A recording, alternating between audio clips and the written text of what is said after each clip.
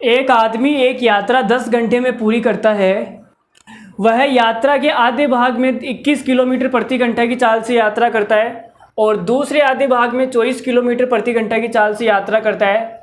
तो तय की गई कुल दूरी ज्ञात कीजिए। ये बहुत ही धांसू सवाल है और बहुत मस्त सवाल है, बढ़िया सवाल है। मतलब हम बोले तो अच्छा सवाल है, एग्जाम में आने लायक है। और किसी एग्जाम में आया वो CHSL 2022 में देख लो तो अच्छा सवाल है। और इस सवाल को करने का जो तरीका है वो मैं आपको इतना धांसू बताऊंगा कि आपको मज़ा आ जाएगा।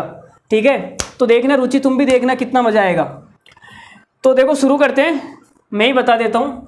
सवाल में बोला है कि कोई स्थान है, यहाँ से A से शुरू करता है और A से B तक जाता है। ये भाई साहब A से शुरू करता है और B तक जाता है। अब ये बोल रहा है कि यात्रा का आधा भाग, मान लेते हैं कि यहाँ से यहाँ तक की जो दूरी है वो 2D है। कितनी मान ली हमने? 2D मान ली। ठीक है, दूरी को कुछ भी मान सकते हैं। अब बोल रहे हैं आधा भाग, तो आधा भाग का मतलब है यहाँ से यहाँ तक दूरी D हो गई और यहाँ से यहाँ तक दूरी D हो जाएगी। भाई आधा भाग मतलब आधी दूरी और आधी दूरी, आधा भाग का मतलब तो यही होता है। अब ये बोल रहा है आधा भाग तो जाएगा 21 किलोमीटर प्रति घंटा की स्पीड से और अगला आधा भाग जाएगा 24 किलोमीटर प्रति घंटा की स्पीड से। ये हमने सवाल लिख लिया। तो सबसे पहले मैं आपको बेसिक बता देता हूँ, और वो बेसिक क्यों बता रहा हूँ देखना, अभी आपको मज़ा आएगा। देखो ये 21 से जा रहा है, ये 24 से जा रहा है, टोटल टाइम कितना? 10 घंटे। तो हमने आपको बताया कि चाल बराबर क्या होता है? दूरी बटे समय होता है। ये हमने आपको पहली क्लास में समझा दिया। लेकिन हमें क्या निकालना है? समय निकालना है। तो समय क्या आ जाएगा? समय बराबर आ जाएगा डिस्टेंस अपॉन स्पीड। ठीक है, तो अब देखना यहाँ से समय कितना लगेगा, कोई मुझे बता सकता है? तो आप बोलोगे सर डिस्टेंस तो है D और स्पीड है 21, तो यहाँ से जो टाइम लगेगा वो ये आएगा D बट्टा 21। और यहाँ टाइम कितना लगेगा?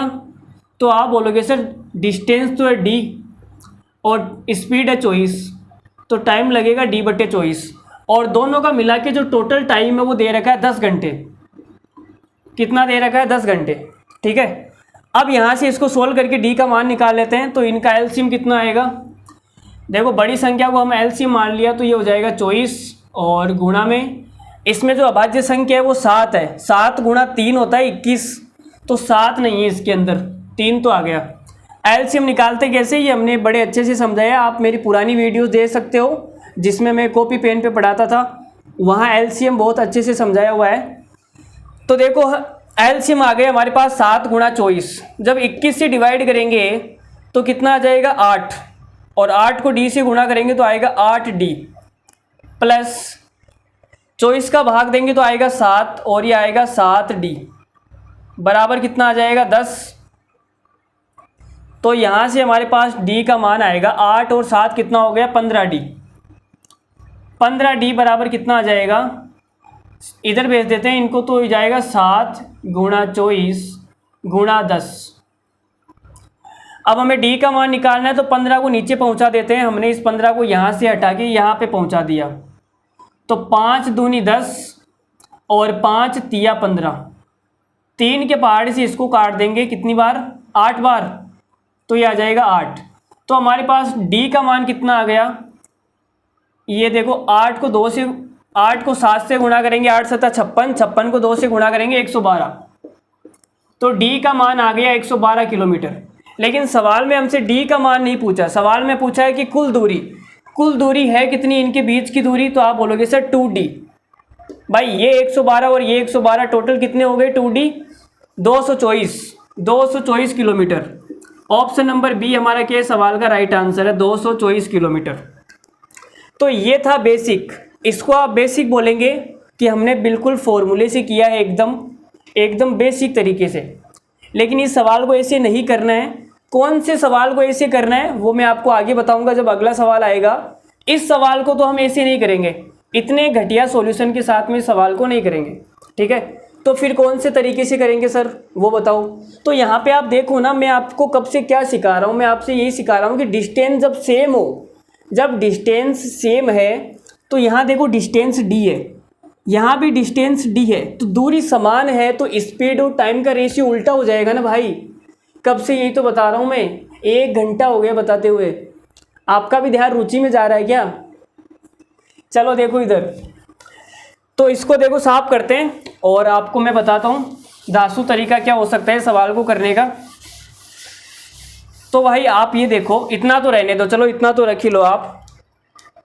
डिस्टेंस यहाँ पे कितना था, 21 की स्पीड से जा रहा था वो, और यहाँ पे जा रहा था 24 की स्पीड से, 24 किलोमीटर प्रति घंटा। तो आप देखो डी यहाँ पर भी सेम है, डी यहाँ पर भी सेम है, तो डिस्टेंस क्या है, फिक्स है। तो हम बोल सकते हैं कि जो डिस्टेंस है वो क्या है, फिक्स है। अगर डिस्टेंस फिक्स है तो हम बोलेंगे स्पीड का जो रेशियो है और टाइम का जो रेशियो है वो क्या हो जाएगा, एक दूसरे का उल्टा हो जाएगा। तो स्पीड पहले थी 21 किलोमीटर पर आवर और बाद में कितनी हो गई, 24 किलोमीटर पर आवर। ठीक है जी, स्पीड 21 से 24 हो गई तो टाइम क्या हो जाएगा, टाइम हो जाएगा उल्टा, 24 से 21। तो आप 3 से काटोगे तो ये कटेगा 8 तिया 24 और ये 7 तिया 21, 8/7 आ गया। तो टाइम देखो कितना आ गया, 8/7। जब 21 की स्पीड से गया तो टाइम लगा 8, जब 24 की स्पीड से गया तो टाइम लगा 7। तो टोटल टाइम कितना लगा, तो आप बोलोगे सर टोटल टाइम 8 और 7, टोटल टाइम कितना हो गया, 8 7 15। तो यहाँ पे मैं लिख देता हूँ टोटल टाइम हो गया 15, और इस 15 की वैल्यू हमें सवाल में दे रखी है 10 घंटे। टोटल टाइम तो 10 घंटे है ना, तो 15 की वैल्यू दे रखी है 10 घंटे। तो 1 की कितनी आएगी, तो आप बोलोगे सर 1 की आ जाएगी 10/15, 10/15 आ गया। चलो जी, 1 की वैल्यू आ गई 10/15। अब हम निकाल लेते हैं, 8 की निकाल लेते हैं, 7 की निकाल लेते हैं, किसी की भी निकाल लो तो आपकी इच्छा है। 8 की निकालेंगे तो 8 की कितनी आएगी, तो 8 से गुणा करेंगे तो ये हो जाएगा 80/15, 80/15 घंटे। ठीक है, अब देखो जब ये 21 की स्पीड से जा रहा था, अब मैं डिस्टेंस निकाल रहा हूँ। डिस्टेंस निकालने के लिए स्पीड को टाइम से गुणा करना पड़ता है। तो स्पीड जब 21 थी तो इस भाई साहब को टाइम कितना लगा, 80/15। ठीक है, तो देखो 5 से काटेंगे, 5 से काटेंगे तो ये 16, और 5 से काटेंगे तो ये 3, और 3 से काटेंगे तो ये 7 बार, और 16 को 7 से गुणा करेंगे तो कितना आएगा, 112 किलोमीटर। तो डी का मान आ गया 112 किलोमीटर। तो ये हमारे पास आ गई 112 किलोमीटर, और ये वाली भी 112 किलोमीटर। तो 112 और 112 कितनी हो गई, 224 किलोमीटर। तो हमारे पास इस सवाल का आंसर कितना हो गया, 224 किलोमीटर। ठीक है, ये सवाल अच्छा था, मुझे लगता है कि शायद मैं आपको एक बार और समझा देता हूँ। बढ़िया सवाल था, एग्जाम में और भी आ सकता है, और हमने तरीका भी आपको इस सवाल को करने का अच्छा बताया है। तो एक बार और हम आपको इस सवाल को समझा देते हैं। देखो क्या बोल रहा है सवाल। सवाल कुछ नहीं है, बिल्कुल लल्लू सवाल है, आप इतनी टेंशन लो मत इस सवाल को करने के लिए। देखो हमने आपको इतना सा बताया कि जब डिस्टेंस फिक्स हो, जब भी डिस्टेंस क्या हो, फिक्स हो, तो यहाँ पे देखो डिस्टेंस फिक्स है। ये डी दूरी गया पहले आधा भाग, फिर ये डी दूरी गया बाद में आधा भाग। ठीक है, आधा भाग डी, आधा भाग डी।